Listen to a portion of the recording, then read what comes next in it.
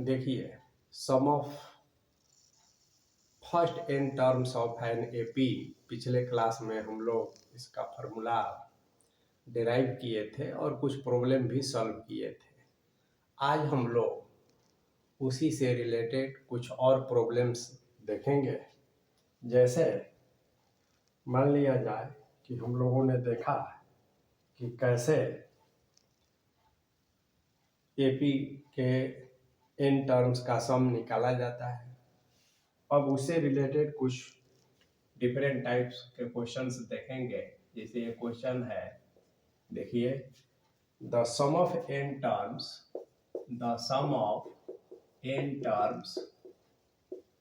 Of an AP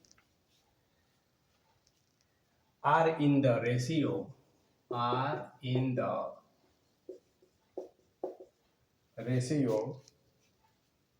3n plus 8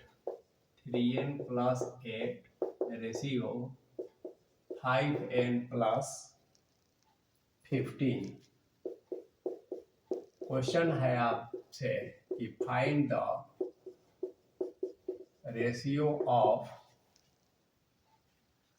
their 12th term।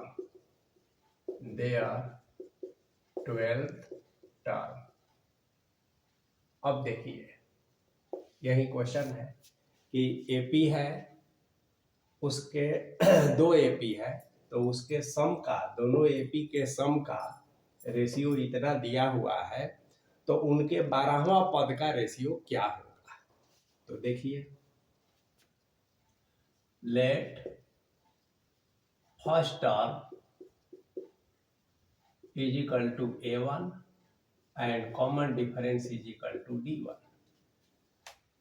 उसी तरह से ये हुआ फॉर फर्स्ट एपी, और उसी तरह से first term is equal to A2 और common difference is equal to D2 for second AP.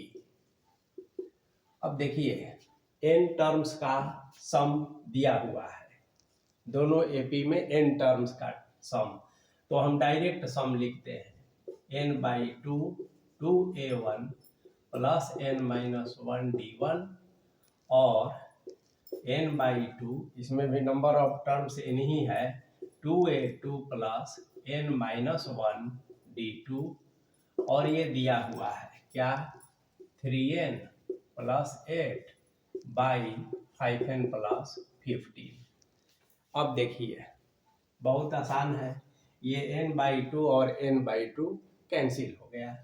This implies that, अब ध्यान दीजिए, आपको 12 टर्म का रेशियो निकालना है। ये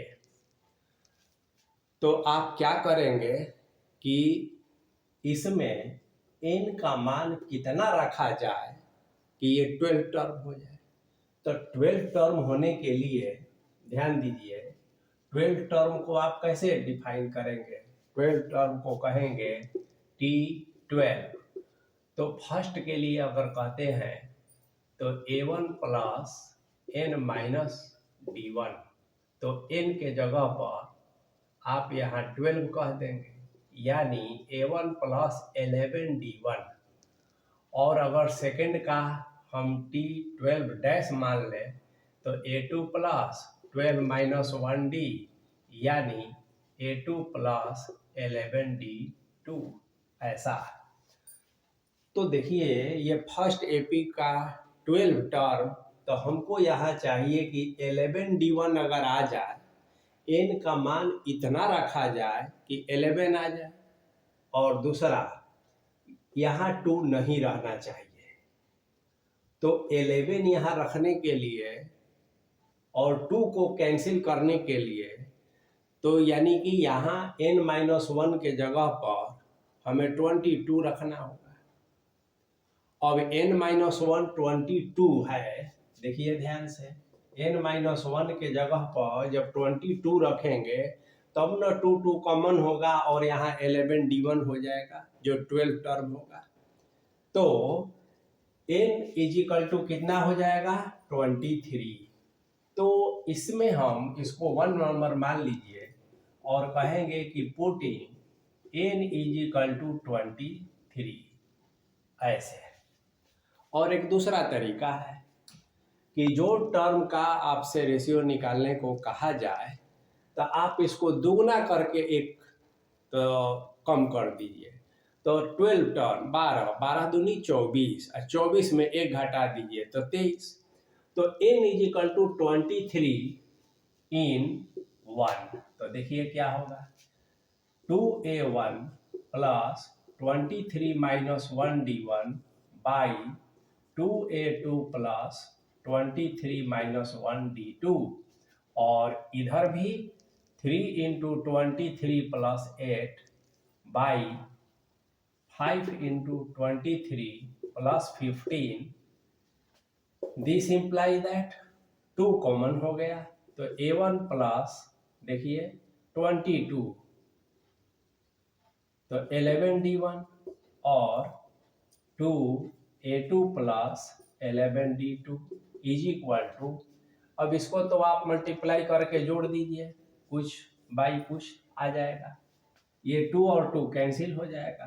दिस इम्प्लाई दैट अगर इसके tn को आप t मानते हैं t12 और इसके t12 को t डैश मानते हैं, तो आप देखिए इसको लिख सकते हैं a1 plus 12 minus 1d1 by a2 plus 12 minus 1d2 is equal to कुछ बाई कुछ। दिस इम्प्लाई दैट ये 12 टर्म हो गया, तो t12 by t dash 12 is equal to कुछ बाई कुछ, ये आपका आंसर हो गया। तो ये कैलकुलेशन है, 23 में 3 से मल्टीप्लाई कीजिए, 8 को जोड़ दीजिए, फिर इसमें मल्टीप्लाई कीजिए, 15 को जोड़ दीजिए और फिर उसको सिंपलेस्ट फॉर्म में लिख लीजिए। तो ऐसे हम इस तरह के क्वेश्चन को बनाएंगे। अब एक दूसरा सवाल हम लोग लेते हैं, देखिए आप जब general term of an AP पढ़े थे तो nth टर्म दिया रहता था और आपसे पूछा जाता था कि क्या यह सीक्वेंस एपी में है, तो आप दो तरीका से टेस्ट करके बता देते थे कि हाँ एपी में है अथवा नहीं। अब देखिए कुछ उस तरह का क्वेश्चन लेते हैं कि if Sn is equal to n square plus 3n plus 5 ऐसा दिया हुआ है, तो आपसे पूछा जा रहा है ईच सीरीज इन एपी, ये क्वेश्चन है। nth टर्म का एपी में टेस्ट आसान था, आपने n बराबर 1 2 3 t1 t2 t3 t4 निकाल कर और फिर जो एपी का प्रॉपर्टीज है तो आप चेक कर लेते थे। दूसरा तरीका था थ्योरेटिकल कि n is replace by n minus 1 और तब आप tn माइनस 1 कर लेते थे। यहाँ पर Sn दिया है तो देखिए कैसे करेंगे, इसको एक नंबर मानिए और यहाँ लिखिए n is replace by n minus 1। तो एक तो क्वेश्चन ये हो सकता है कि इज सीरीज इन एपी, और दूसरा क्वेश्चन हो सकता है ये कि फाइंड nth टर्म, ठीक है, यदि एपी में है, if yes then find nth term of an AP. यदि एपी में नहीं है तो बात खत्म, यदि एपी में है तो इसका nth टर्म क्या होगा। तो देखिए n के जगह पर n माइनस 1 रख देते हैं, तो ये ऐसे हो गया, ये 3n माइनस 1 हो गया, ये 5 हो गया। अब आगे इसको सिंप्लीफाई करेंगे, n minus 2n plus 3n minus 3 plus 5, आगे कहेंगे n स्क्वायर प्लस n, 5 है 6 माइनस 3 तो प्लस 3 हो गया, ये हो जाएगा Sn माइनस 1। अब देखिए नाउ Tn है ना, तो Tn का ये फॉर्मूला होगा Sn माइनस 1। Sn कितना है n square plus 3n plus 5 और Sn-1 कितना आया n square plus n plus 3। अब सिंप्लीफाई कर दीजिए n square 3n plus 5 minus n square minus n minus 3 n square cancel 3n में से 1 गया तो 2n और 5 प्लस 2 तो ये हमारा tn हो गया। ठीक है ना। अब वही सवाल हो गया कि यदि आपसे कहा जाए कि tn is equal to 2n plus 2 तो क्या यह सीक्वेंस एपी में है। तो अगर का टेस्ट ऐसे करेंगे कि n is replace by n minus 1 तो n माइनस 1 प्लस 2 तो ये हो जाएगा 2n माइनस 2 प्लस 2 2 कैंसिल बराबर हो गया 2n। अब नाउ है ना, देखिए नाउ यहाँ लिख देते हैं एपी में टेस्ट का tn माइनस 1 यानी टर्म और उसके प्रीसीडिंग टर्म का डिफरेंस यदि कांस्टेंट हो जाए तो tn कितना है 2n plus 2 minus 2n cancel तो केवल बचा 2 which is independent from n यानी कांस्टेंट हो गया। इसलिए yes the given series are in AP. तो जब Sn दिया रहे तो कैसे हम उसे टेस्ट करके देखते हैं कि वो एपी में है कि नहीं है और उसका nth टर्म ही निकालते हैं। तो इस तरह के क्वेश्चंस का भी प्रैक्टिस आपको करना है। अब देखिए डिफरेंट टाइप्स के क्वेश्चंस मिलेंगे आपको। बेसिक कंसेप्ट यदि आपका क्लियर है तो फिर कोई दिक्कत नहीं है। अब एक दूसरा सवाल लेते हैं। देखिए the difference between any two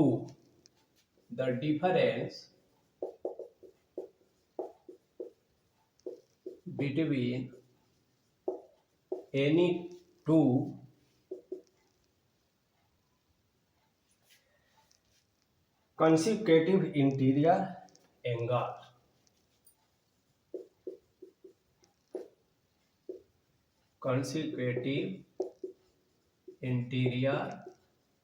angles of a polygon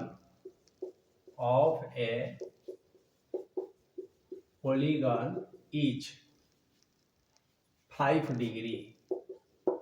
ठीक है। if the smallest angle is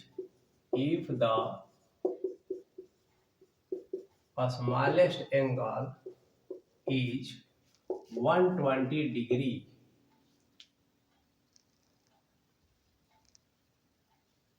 find the number of sides of the polygon। तो क्वेश्चन क्या है आपसे, find the number of sides of the polygon। तो ये question है। ठीक है ना। पॉलीगन कहते हैं बहुभुज को, जैसे हम लोग ट्रेंगल होता है, क्वाड्रिलेटरल होता है, पेंटागन होता है, हेक्सागन होता है, ये सब पॉलीगन है। तो कौन सा पॉलीगन है, उसमें कितने साइड्स है ये दिया नहीं है, लेकिन कुछ इंफॉर्मेशन दिया है। उस पॉलीगन के जो जैसे ये अगर मान लेते हैं कि पॉलीगन हो गया तो इसको कहते हैं इंटीरियर एंगल ऐसे।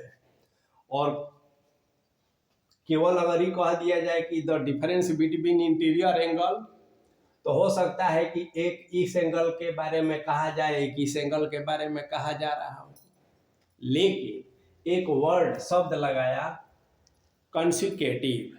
देखिए अगर आप लोग यह समझते हैं कि मैथमेटिक्स में लैंग्वेज का कोई महत्व नहीं है, गणित में भाषा की कोई भूमिका नहीं है, तो बिल्कुल आप गलत रास्ते पर हैं। एक एक शब्द के बहुत ही अर्थ है, पूरा भाव ही बदल जाएगा, आपकी रणनीति बदल जाएगी, तर्क बदल जाएंगे, सोचने की जो प्रक्रिया है उसमें बदलाव हो जाएंगे। इसलिए गणित में भाषा की बहुत ज़्यादा उपयोगिता है और उसका महत्व भी। तो कंसेक्यूटिव जो शब्द है यानी कि लगातार, इंटीरियर एंगल है तो ये नहीं कि ये और ये कह दिया, लगातार इसके बाद ये, तो दो लगातार इंटीरियर एंगल माने अंतःकोण किसका, बहुभुज का अंतर डिफरेंस 5 डिग्री है।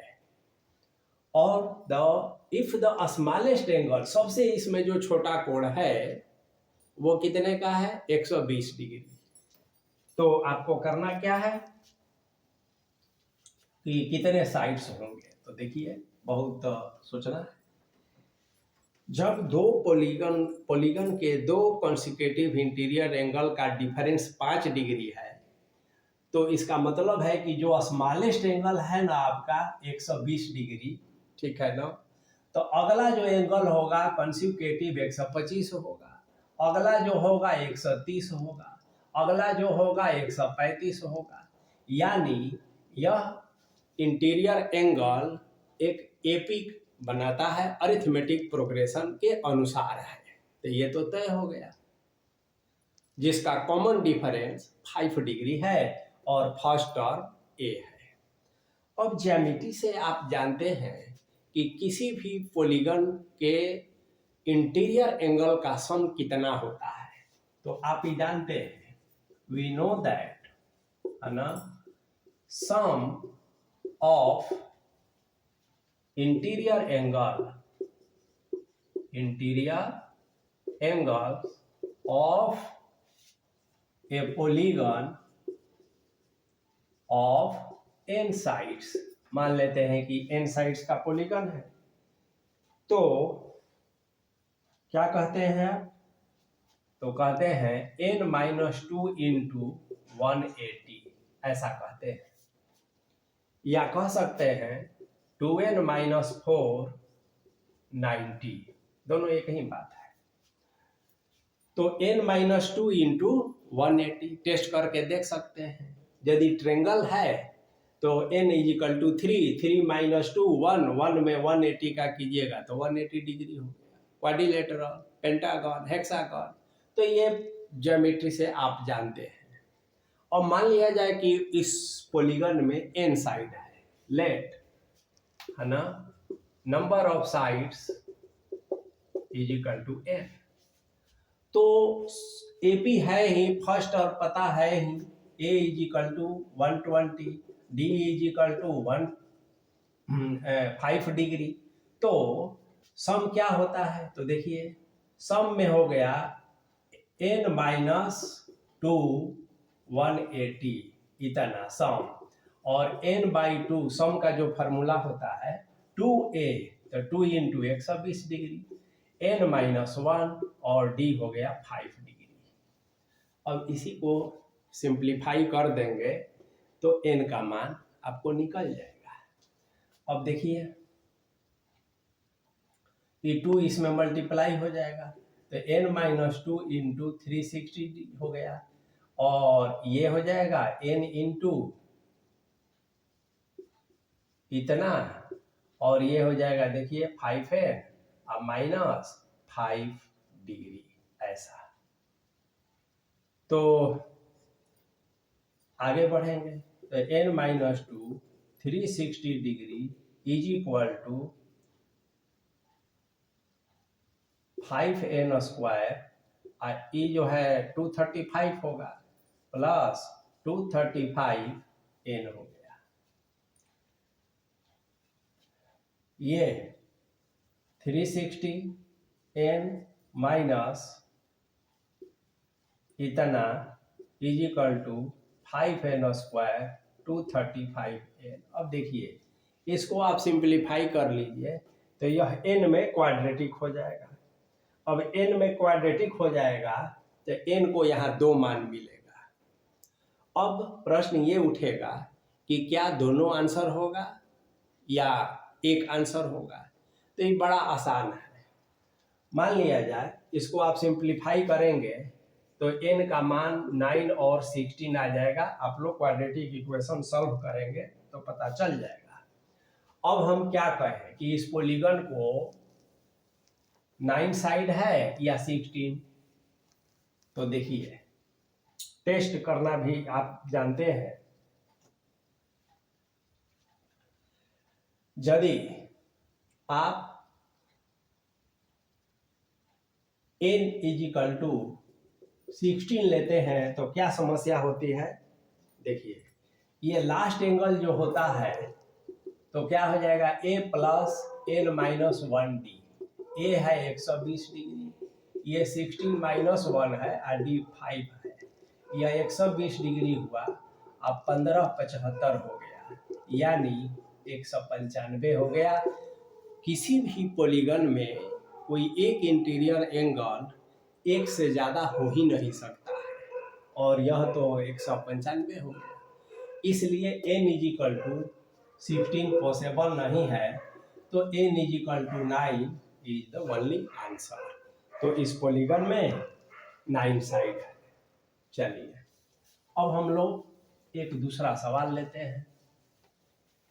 तो इस तरह से आप अलग अलग सवाल, अलग अलग तरह के सवाल को जितना ज़्यादा बनाएंगे तो उतना ही आपकी पकड़ इस पर मजबूत बनेगी। चलिए वर्ड प्रॉब्लम एक बता दिए, अब इस तरह के वर्ड प्रॉब्लम आप स्वयं बनाते रहेंगे। अब देखिए कोई सवाल होते हैं, the first term of an AP is A.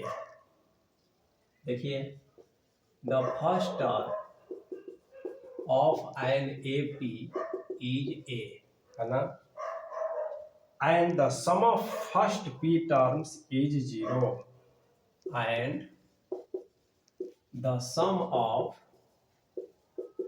first p term is 0, so that the sum of the next q term, so that the sum of next q term, ठीक है, is minus a p plus q into Q और p minus 1। तो देखिए question बहुत आसान है। First term दिया है a और sum of first p terms is 0, तो सम ऑफ पहले फर्स्ट p टर्म निकालिए, तो S P is equal to n/2 2a plus n minus 1 sum of p, तो यहाँ p/2 हो जाएगा क्योंकि p टर्म्स है, यहाँ भी p हो जाएगा और ये d हो गया। अब इसमें कहीं कॉमन डिफरेंस नहीं दिया है तो आप मान लेंगे let C D is equal to D. तो sum of p terms p/2 2a plus p minus 1d, और ये दिया हुआ है कितना है, तो 0 है। अब इससे आपको d निकल जाएगा, कैसे देखिए, ये p/2 तो इधर जाएगा तो 0 हो गया, तो इसलिए 2a plus p minus 1d is equal to 0। This implies that p minus 1d is equal to minus 2a। This implies that d is equal to minus 2a p minus 1। तो जो आप कॉमन डिफरेंस माने थे तो ये निकल गया। अब आपसे सवाल पूछ रहा है सम ऑफ नेक्स्ट क्यू टर्म्स, मतलब कि p टर्म्स तक तो सम पता है, और अब p से जब आगे बढ़ते हैं तो अगला q टर्म्स, यानी आपसे ये पूछा जा रहा है कि सम ऑफ p प्लस q कितना होगा, तो कितना होगा तो आंसर कोई भी आप लिख देते, लेकिन इतना लाना है, मतलब कि आप उसको सिंप्लीफाई करके इतना ला सकते हैं। तो आइए देखा जाए सम ऑफ p प्लस क्यू, तो क्या होता है p प्लस q/2, यहाँ कर देते हैं, ये d निकल गया,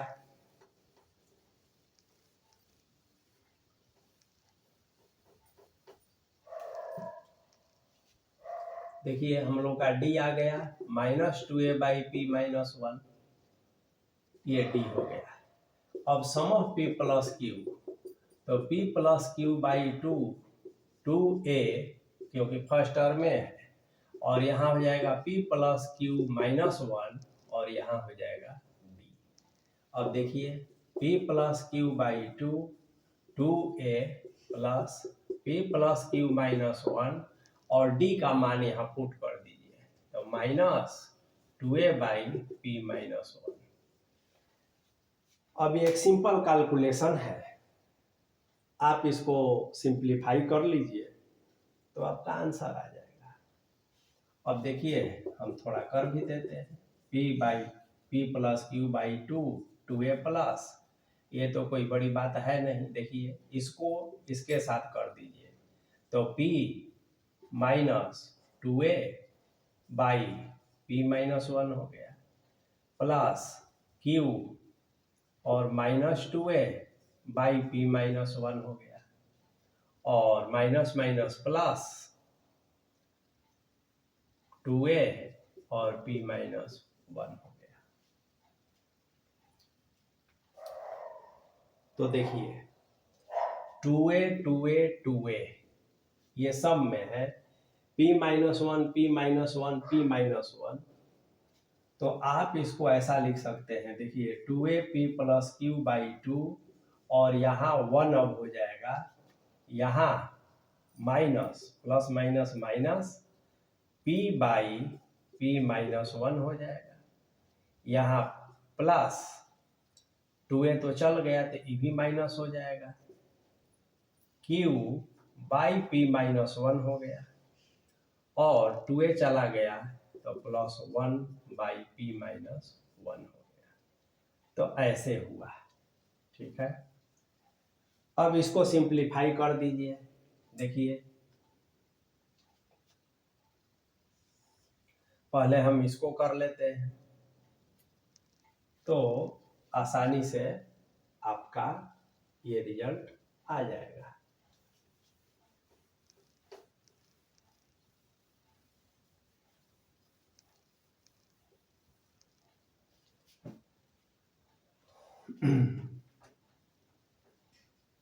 ये माइनस कॉमन लेंगे तो p प्लस क्यू होगा, तो सिंप्लीफाई करेंगे रिजल्ट आपका आ जाएगा। तो इस तरह से प्रूफ करने के लिए भी पूछा जाता है, तो इसका आप लोग ऐसे बनाएंगे। एक सवाल और हम लेते हैं, देखिए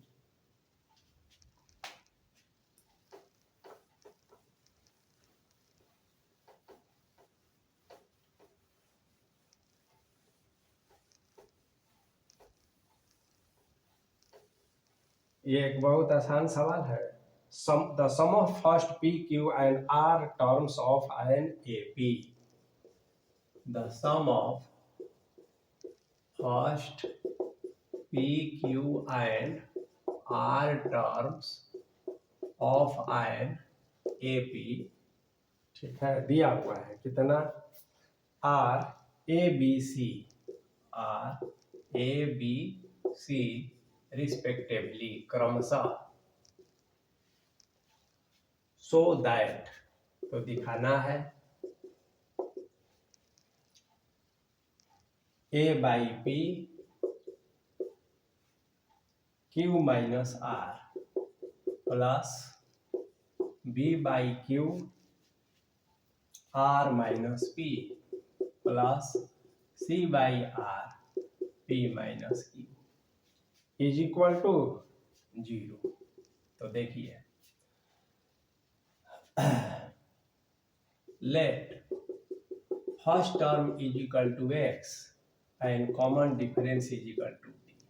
अब इसलिए यहाँ x फर्स्ट टर्म ले लिए, इसमें कहीं फर्स्ट टर्म नहीं दिया है, केवल सम दे दिया है कि p टर्म्स का सम a है, तो इस a में और इस a में कोई भ्रम नहीं रहे, इसीलिए हम इसको बदल दिए। अब देखिए SP दिया है a, SQ दिया है b, एस आर दिया है सी।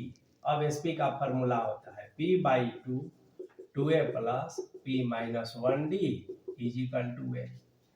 इसका फॉर्मूला होता है Q/2 2a plus Q minus 1D is equal to B.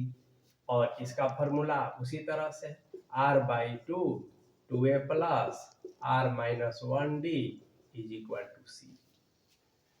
बस इसको 1 नंबर कहिए, ये 2 नंबर हो गया और ये 3 नंबर हो गया।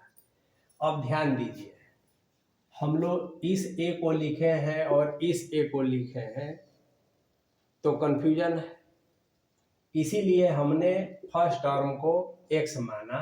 तो अब यहाँ पर जहाँ x है वहाँ x लिख दीजिए, ए है, यहाँ पर जो है x लिख दीजिए, यहाँ पर जो है x लिख दीजिए, क्योंकि यहाँ फर्स्ट टर्म होता है। अब कई तरीका से इसको बना सकते हैं, देखिए ध्यान से। एक तो a/p है, तो इसको यदि आप इधर लेकर जाते हैं तो देखिए क्या होगा, 2x plus p minus 1D is equal to 2a/p हो गया। अब आइए इसी तरह से यहाँ 2x plus q minus 1D तो 2b/q हो गया, और फिर 2x plus r minus 1D तो ये 2c/r हो गया। तो ये रिजल्ट हो गया है। अब देखिए आप इसमें यहाँ q माइनस r है तो दोनों तरफ q माइनस r से मल्टीप्लाई कर दीजिए।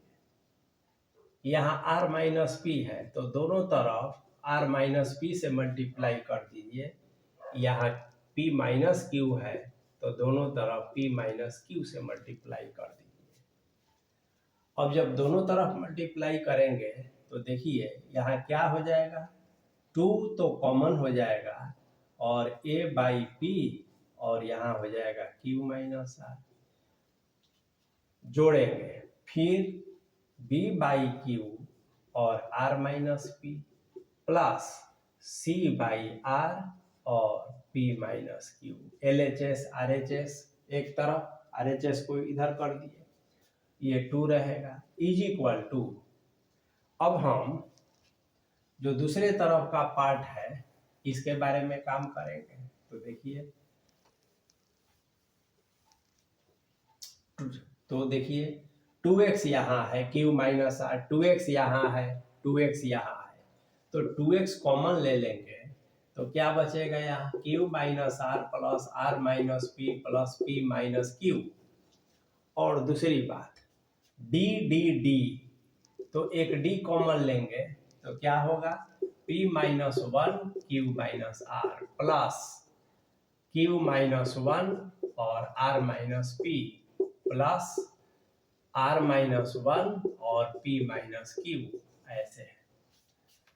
तो दिस इम्प्लाई दैट, ये तो जैसे था वैसे रह गया, यही आपको प्रूफ करना था। ये 2 से कोई परेशानी नहीं है। इसको देखिए, ये इसे कैंसिल, ये इसे कैंसिल, कैंसिल, तो 2x इंटू 0 हो गया प्लस d, इसको मल्टीप्लाई करके सबको अगर आप जोड़िएगा ना, ये भी सब कैंसिल हो जाएगा, तो d इंटू 0 हो गया। दिस इम्प्लाई दैट 0 हो गया। RHS में जैसे ही 0 हुआ तो ये 2 जो है 0 में खत्म हो गया, तो इतना इज इक्वल टू 0 ये साबित हो गया। तो इस तरह से आप और भी प्रॉब्लम की प्रैक्टिस करेंगे। नेक्स्ट क्लास में हम लोग अरिथमेटिक मीन के बारे में पढ़ेंगे और कुछ और प्रॉब्लम पर डिस्कस करेंगे।